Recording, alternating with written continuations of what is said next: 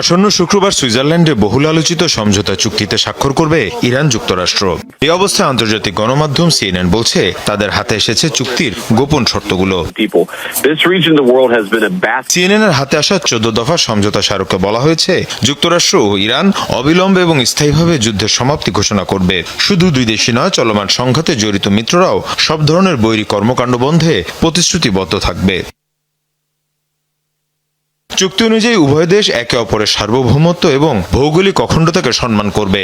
এর পাশাপাশি অভ্যন্তরীণ বিষয়েও হস্তক্ষেপ করবে না। চুক্তি স্বাক্ষরের পরপরই যুক্তরাষ্ট্র ইরানের বিরুদ্ধে আরোপিত নৌ অবরোধ তুলে নেবে। 30 দিনের মধ্যে হরমুজ প্রণালী এবং আশেপাশের জলপথে জাহাজ চলাচল শুরু করবে। বিনিময়ে ইরান ও পারস্য উপসাগর থেকে ওমান পর্যন্ত বাণিজ্যিক জাহাজ চলাচল স্বাভাবিক করতে পদক্ষেপ নেবে।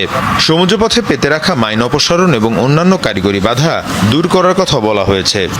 খসড়ায় বলা হয়েছে যুক্তরাষ্ট্র ইরানকে তেল ও পেট্রোকেমিক্যাল পণ্য রফতানির অনুমতি দেবে। ব্যাংকিং, বিমা ও পরিবহন সহ সংশ্লিষ্ট খাতেও ছাড় দেওয়া হবে।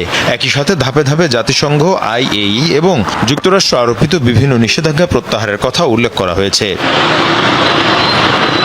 তবে সবচেয়ে স্পর্শকাতর বিষয় পারমাণবিক কর্মসূচি। খসড়া চুক্তিতে ইরান জানিয়েছে তারা কখনো পারমাণবিক অস্ত্র তৈরি করবে না। তবে বর্তমানে মজুদ উচ্চমাত্রায় সমৃদ্ধ ইউরেনিয়ামের ভবিষ্যৎ কি হবে সে বিষয়ে কোনো নির্দিষ্ট ব্যাখ্যা নেই।